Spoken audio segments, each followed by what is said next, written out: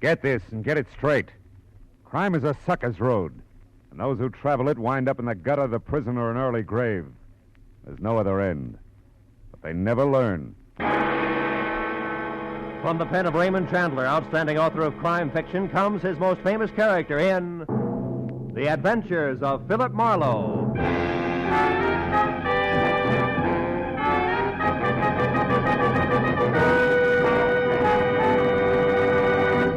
Now, with Gerald Moore starred as Philip Marlowe, we bring you tonight's transcribed story, The Fox's Tale.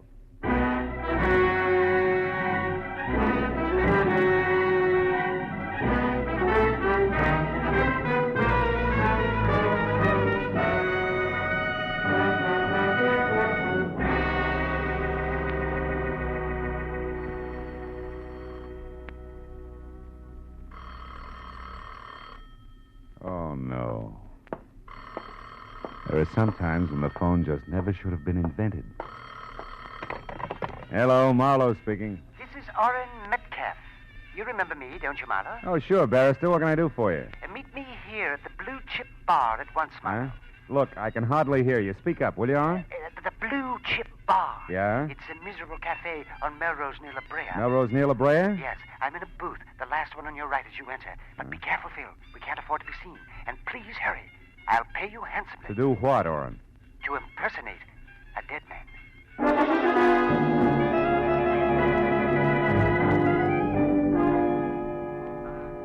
The Blue Chip was an indelicate assortment of stale smells, surrounding pictures of Lady Godiva, some without horses, and featuring low lights, lower clientele, and the lowest grade of bar whiskey. Against that backdrop, my new client stood out like a Dresden doll in a police lineup. Orrin Metcalf, in spite of the electricity in his voice, is only 5.5 feet tall, couldn't have weighed more than 130 pounds, including the glitter of honorary fraternity pins that dangled from his watch chain. He was maybe 50, bald, wore glasses halfway down a long nose, and at the moment was as nonchalant as a 5-inch firecracker with a sputtering fuse. Quickly, Bill. Quickly. Sit down. Listen carefully. It's going to be hot in here, but go ahead. I am representing a man named Cuvion in a lawsuit. Rudolph Cuvion. Yeah? He's a manufacturing chemist, Hungarian-born, at present, Phil, in a sanitarium. The nervous system will take just so much, you know. Yeah, I know. And look, this Rudolph Cuvion is suing or being sued? Which? He's suing. And nobody less than his former employer, the eminent Justin Shepard. Justin Shepard. Well, he turns out cosmetics, doesn't he? Makeup, lipstick, that kind of stuff? Yes, stuff, Marlowe, which includes a new and revolutionary nail polish that's worth a fortune. Which was invented by your client and stolen from him by Justin Shepard, huh? Exactly. We're suing for $250,000 in damages, Marlowe. But we'll settle out of court for $150,000 in cash. Hello. Not a cent less. Now, the trial, Phil, has, Oh, wait. What? What's the matter? What'll it be, John? Oh. Some brandy, please. Cognac. Cognac? You're kidding, Pop. Like I said, what'll it be? All right, Junior. 2 beers. Skip the chatter. We got to catch a train. Okay. Be antisocial. Yeah. Right, couple, sir. Isn't that awful? You were talking about the trial, Orrin? Oh, yes. Now, the whole point, Phil, is that every witness we had at the outset has so far either been bought off or frightened away by Shepard and his crew. With one exception. You're racing the hole, huh? Yes, a man named Max Redmond. He worked with Rudolph Cuvion years ago in Chicago, when Cuvion first perfected the lacquer base, which makes the nail polish formula so valuable. Redmond's testimony could have swung everything our way. And Justin Shepard found this out. Wait a minute. What do you mean could have, Orrin? Huh? 2 beers as ordered. 30 cents, gents. Hey, we're even. Thanks. Now, Marlowe, the dead man I spoke of, and Max Redmond are one and the same. Shepard murderer? Worse. He drove Max Redmond to suicide, Marlowe. The man shot himself an hour ago. I don't follow that. Well, Redmond was staying here in L.A. with his wife. Now, I'll tell you the address in a moment. It's nearby. And although neither Shepard nor his cronies ever got to see Redmond, they knew where he was and where he came from. With that, they went to work. Blackmail? Oh, yes. Years ago, Redmond got in a jam. I have no idea what it was, something that he was conscience-stricken about, and Shepard uncovered it, then got through to Redmond on the phone. He struck home. His blackmail price was Redmond's silence, huh? Right you are. Shepard told him to get out of town, but when I talked to Redmond an hour ago, he was positive that Shepard would demand more in the future. Redmond was nearly hysterical, said he wished he'd never heard of me or Rudolph Cuvion. And then he hung up. Well, when I got to his apartment, I found him dead, shot by his own hand, his pistol at his side. Oh, it was awful. Yeah. Tell me, Orrin, what about Redmond's wife? Well, her name is Louise. She's out of town right now. He was afraid for her and made her go away. Mm-hmm. At any rate, Phil, you see what I'm getting at, don't you? The reason I want you to work for me? Yeah, I think so. Shepard and his buddies don't know Redmond's killed himself, and if I give the impression by posing as Redmond that he's still alive and not leaving town, Shepard will figure that his blackmail angle didn't work, huh? He'll get together with you and settle before tomorrow morning when Redmond would have taken the witness stand. Precisely, Phil. Yeah. $150,000 settlement as against a court award of $250,000 means a saving of $100,000 to Shepard. He'll pay it as long as he thinks Redmond's still alive and willing to testify. Well, now, will you do it, Marlowe? Poses Redmond, huh? There's $1,000 in it for him. I don't know. $1,000, Phil. And Rudolph Cuvion, helpless in the sanitarium. And Max Redmond. It's an awful lot to turn down, isn't it, Orrin, huh? Thank you, Phil. Thank you. Now then, here's the deal. Oh, wait a minute. How about... No questions. Every minute counts. Now, I've got Redmond's top coat right here. Now, you put it on when you leave.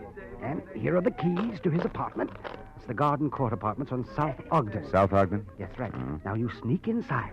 Then a minute later, very obviously, go out again. Get into his car. It's a new green Nash. Drive up into the Hollywood Hills along Lookout Road. Why there? Well, Redmond drove up there a lot. Now, later, return to the apartment. You'll probably be followed as Redmond always was. And the man will be big and muscular. And in a black coupe. Now, once they know that Redmond... well, that's you, of course. Yeah, sure. Doesn't intend to leave town. There may be an attempt on your life. So watch your step. Getting killed as Redmond destroys the illusion we're out to create. That's not all it destroys. Eh? May destroy me.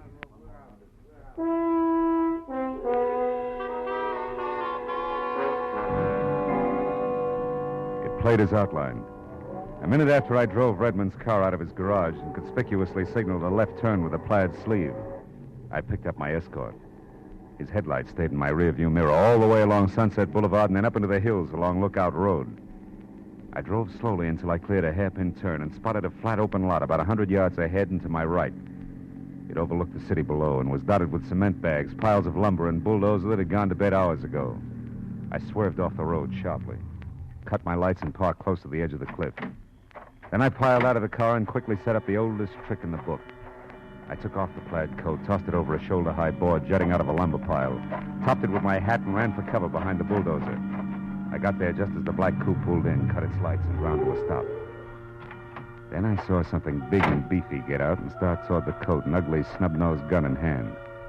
I reached for my .38 and slowly moved through the ankle-deep weeds until I was only a few feet behind him.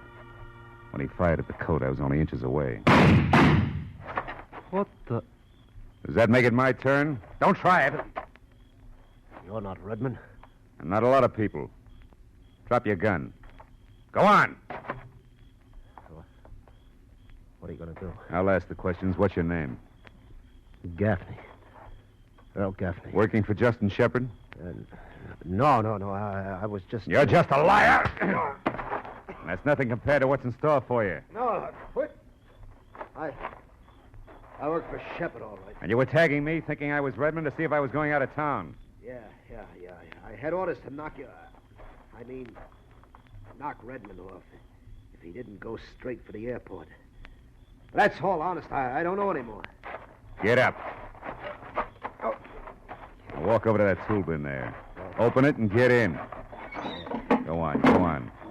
Keep moving and keep your hands open. All right.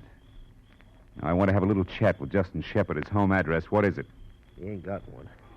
He stays at hotels. Right now, it's the Beekman Plaza in Beverly Hills. Now, quit, will you? That's all I know. Sure. You see, Earl, I believe you. You've got such an honest face. For a killer. Sweet dreams, Buster.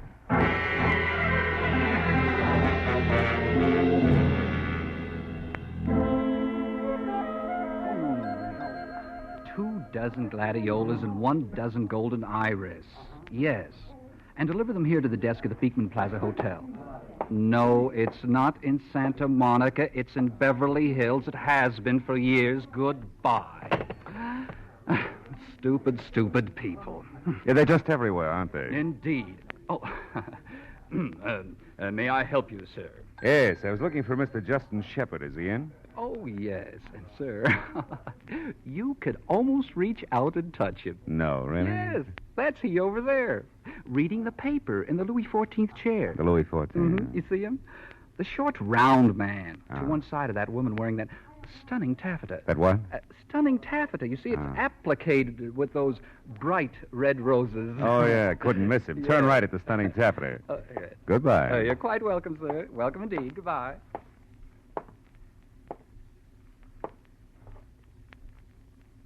Mr. Shepard? That's right.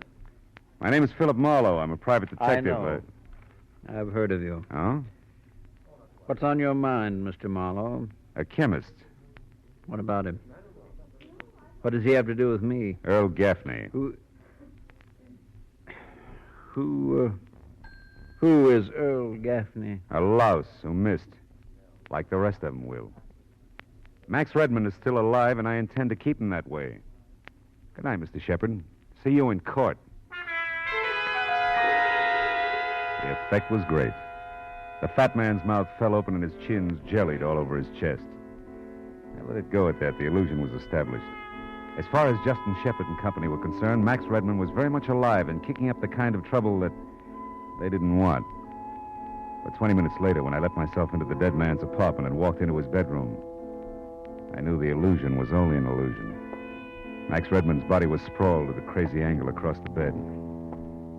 I wondered what he could have possibly done to take this easy way out. I stopped wondering when the front door closed. It was a woman with the deepest brown eyes I'd ever seen. What are you doing here? Who are you? My name is Max Redmond. You're lying. Where is Max? Tell me, where is he? He's in the bedroom. You a friend of his? I'm his wife, and I'm going to speak to him. Don't try to stop me. I won't, Mrs. Redmond. Go ahead.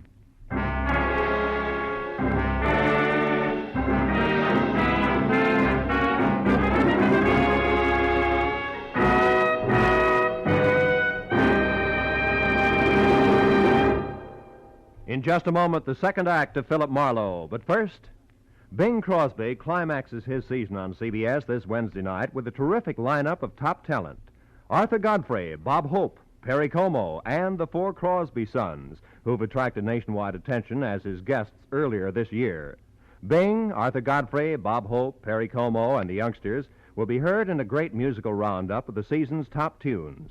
So be listening this Wednesday when on most of these same CBS stations, the Bing Crosby Show comes along with these top guests. Now with our star, Gerald Moore, the second act of Philip Marlowe, and tonight's story, The Fox's Tale.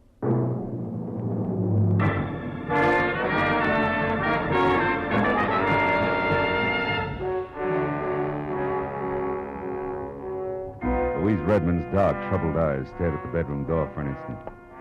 And she darted past me and inside. When she saw him, she froze, her eyes on the gun at the dead man's side. One hand trembled toward her mouth. Hang out of yourself, baby. Oh, Max. Max, why did you do it? Why? Your husband had proof that a fat buzzard named Justin Shepard swindled a fortune from Rudolph Kuvian, an old friend of his. Max was going to offer that proof tomorrow morning in court. He wouldn't kill himself because of that. Well, there must have been something in his past that he couldn't live with any longer. What? You know what it was, Louise? I don't believe any of this. You were in here posing as Max. You're responsible for his death, but you won't get away Louise, with it. give me that gun. Go. Little fool, let go. I said let go. That's better. You're smart enough to give in fast anyway. Now sit down over there and listen. Who are you? Why are you here? I'm Philip Marlowe, hired by Orrin Metcalf. You know him? Yes. He found Max like that. He couldn't let Shepard know that the case against him was dead, so he hired me to keep up the illusion that Max was still alive and wrong. Metcalf is sure that Shepard will crack before morning. But we'll need your cooperation, Louise. How about it, huh? When you took that gun away from me, you smashed my only picture of Max. You couldn't even leave me that intact. I'm sorry. I know it's going to be tough on you, baby, but... Hey, wait a minute. Louise, did Max write that on the picture there? Yes. To my Louise. With love. Louise, listen to me now. This backhand script. Was Max left-handed? Yes, but what is that? He was shot in the right temple. You mean that someone killed him? That's the general idea, yeah.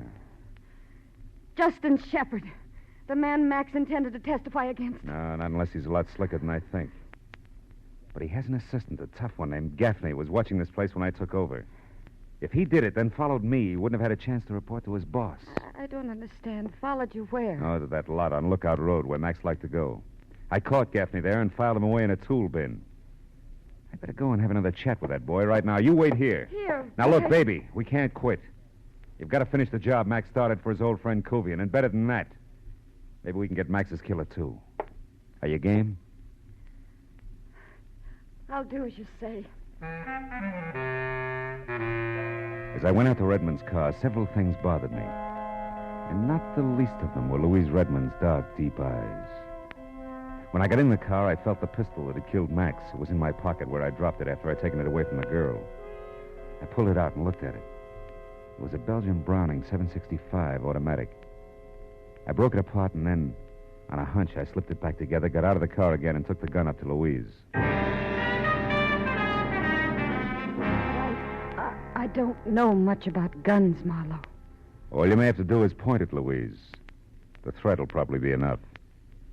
In case it isn't, that's the safety catch there on the side. I'll be back as soon as I can.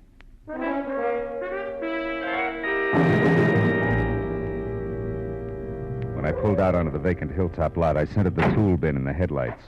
I was out of the car and wading through the foot-high foxtail grass before I noticed that the stick I'd shoved through the hasp was now on the ground. I ran the rest of the way and jerked the lid open. Gaffney was gone. I started to close the lid, but stopped at something in the bottom of the bin. I'd have liked a coiled rattlesnake better. It was a glistening, sticky puddle, and it was blood. The scream had come from a hollow beside the lot. I ran toward it. Saw two kids in a parked car, scared stiff and staring into a tangle of brush in front of them. Mister, there's a man down there. He's hurt. Bad. Where? Show me. In that brush. We both saw him. He stood up just a second ago, and he started toward us. There was blood all over him. And then he fell down again. Okay, get your girl out of here. Get back to your car. Okay, mister. Oh, hey, holy cats. You're Philip Marlowe, the detective. Yeah. I've seen your picture lots of times. All right, be a good fan and stay out of the way. The guy's dangerous. Go on. Yeah, okay. Come on, buddy.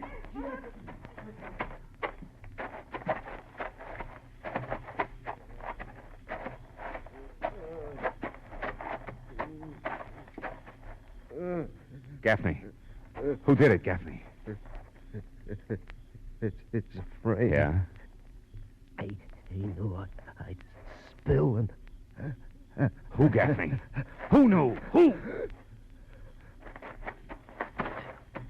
Yeah. Hey, Mr. Marlowe. Hey, Mr. Marlowe. Did you find him, Mr. Marlowe? Yeah, I found him, son. He's dead. Holy cat. Now, look, do me a favor, will you? Get to a phone, report this to the police. Oh, yeah, sure. Tell them I'll get in touch with them as soon as I can. Okay. Sure, Mr. Marlowe. Yeah, right away. My next stop had to be Justin Shepard's hotel. And now I had more to go on than a couple of hints from left field. Just as I pulled up in front, I saw Shepard behind 16 cylinders of imported limousine, swinging away from the curb. He seemed in no particular hurry, so I tailed him far enough to realize that he could be heading for Max Redmond's apartment. Then I took off through the side streets, wide open. I got back to the apartment in time to brace Louise for Shepard's visit. But, Marlowe, what can I do? Maybe I better... Maybe you better let him in. Go ahead. Yes? Stand aside, young woman. I'm coming in. Please do, Shepard. You again. Nice of you to drop in. What have you got in the bag? Lunch? Don't be facetious. And don't worry, it's all here. I know when I'm beaten. I suppose it would be quite pointless to ask where Redmond himself is. Completely pointless at this late date. Very well. Then I assume I'm to leave this with you. That's right. It had better be right, my boy. Believe me. Good night. Just a minute. How come you're running your own errands? You took care of that yourself earlier tonight. You're a competent man. You should be working for me. Working for you has its drawbacks, Shepard. But you muffed it. Gaffney didn't die right away. Gaffney's dead? Marlowe, be careful. Yeah, he lived long enough to tell me he was framed, Shepard. By you. When you can prove that, I'll be at my hotel. But I advise you not to push your luck. Marlowe, you let him walk out. Yeah, the guy was right, baby. So far, we've got no proof of any of it.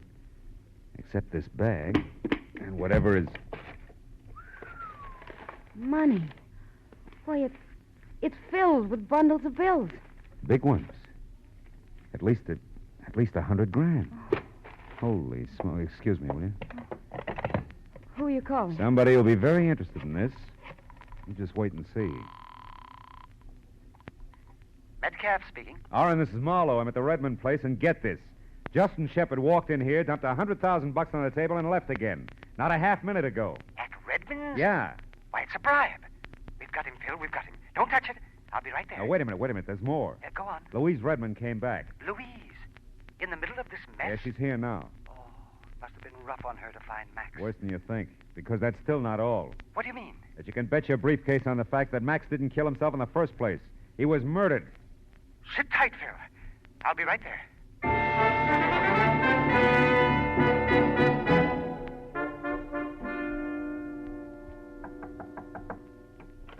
Come on in, Oren. The money, Marlowe. Where is it? In the bag there on the table. Yes. Excellent. Iron-bound evidence. Best in the world. We'll have this impounded right away. And... Oh, Mrs. Redmond, I can't tell you how sorry I am, my dear. Thank you, Mr. Metcalf. But I'm grateful to you and to Mr. Marlowe here that Max's death wasn't entirely without purpose, at least. What about that, Phil? Can we prove he was murdered? Well, the bullet entered his right temple, but he was left-handed. That's about all we got. Simple as that. And yet it went by me completely. I doubt we can stick anybody for it. Why not? Well, because his killer may be already... Already what, Phil? Oh, already dead. Another killing? Well, what are you talking about, man? One Earl Gaffney, Shepard's gentle assistant. What? I locked him in a tool bin, but somebody found him there and shot him. To keep him quiet. Justin Shepard himself. Surely. Now, look. If we can't get him for Max, we'll nail him for Gaffney. Don't count on it. Listen, we've got that fat lizard right where we want him. Now, first of all, it won't fit, Oren. Why not? If Shepard sent Gaffney to get Max, then killed Gaffney, why did he bring all this dough here? To bribe a dead man? Well, yes, you're making sense, Phil. I knew you'd see it. Go on. Okay, try this for size.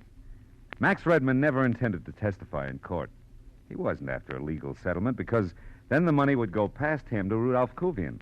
This bribe here is all Max was after. But somebody was in it with him. You're crazy. How dare you say that? Oh, she's right, Marlowe. Now you're talking like a fool. Am I? Max, no doubt, got into a beef with his partner over the split of the bribe and was shot. That's a guess, Oren, but this isn't. Gaffney got it because Max's killer couldn't figure how much Gaffney had heard and seen in here. He couldn't take a chance, you see. But whoever killed Gaffney had to wade through the same weeds I did in that vacant lot to get to him. And most of the weeds up there are foxtail grass. You know the kind that comes off on your clothes, that sticks in your socks like little darts. That's right, Oren. Take a look. Your argyles are loaded with the stuff. I don't have to look. You're a bright boy, Phil. Thanks. It went just as you outlined it. Up to this point. I'm sorry you got so much of it right because you can't think of everything. You might be surprised. Don't reach for your gun, Oren. I'll drop you. It was a filthy scheme. Come on, hand it over. Your gun. Why, surely. Here you are. Now you drop it, Marlowe. Go on. Well, the heartbroken little wife. With the very same gun you so generously gave me. That's what I meant, Marlowe. You can't think of everything. Louise and I are going away tonight together, and we're taking that money with us. Stand still, Marlowe. I know more about guns than I pretended. Sure you do, sure. I had a hunch about you early tonight, baby. Your homecoming was too pat, and you know what? You didn't bring back so much as an overnight bag. And what's more, when I took that gun away from you, you practically handed it to me. You were acting all the way. I'm not now. I'll kill you, Marlowe. Louise, shoot him! Shoot! I can't. Shoot! The gun, Orrin. It won't fire. Oh, fooling. I took one of the parts out before I gave it back to you, sweetheart. You couldn't make that go off with a blowtorch. Orrin, help me. That's right, Orrin. Help the lady. Orrin. Believe me, sister, you'd get the same thing right now, but for one good reason. I'm going to need you intact in that court tomorrow morning.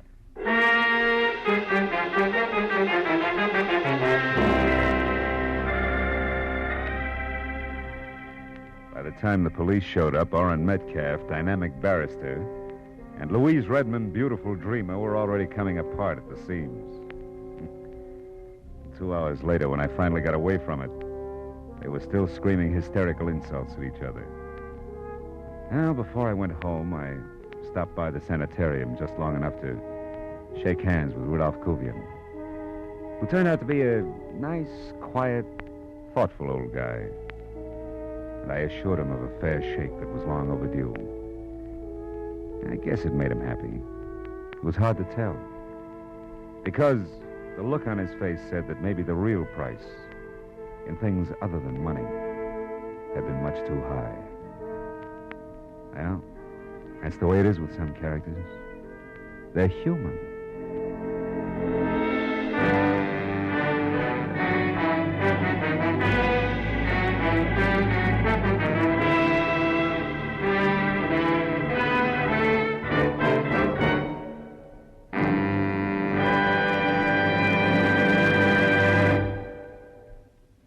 The Adventures of Philip Marlowe, bringing you Raymond Chandler's most famous character, star Gerald Moore, are produced and directed by Norman MacDonald and are written for radio by Robert Mitchell and Gene Levitt. Featured in tonight's transcribed cast were Howard McNear, Lou Krugman, Rick Vallon, Parley Bear, Georgia Ellis, and Hugh Thomas. The special music is composed and conducted by Richard Orant. Be sure and be with us again next week when Philip Marlowe says... This time there was a fish that talked with a lisp, a hot blonde with cold cash on her mind, and a corpse with dirty French cuffs. And I mixed with them all without ever getting out of my own bed.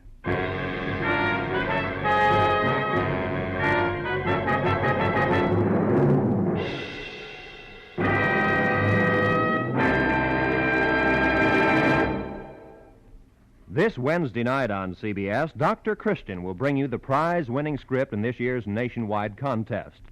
CBS cordially invites you to hear Dr. Christian starring Gene Hersholt every Wednesday on most of these same CBS stations. This is Roy Rowan speaking.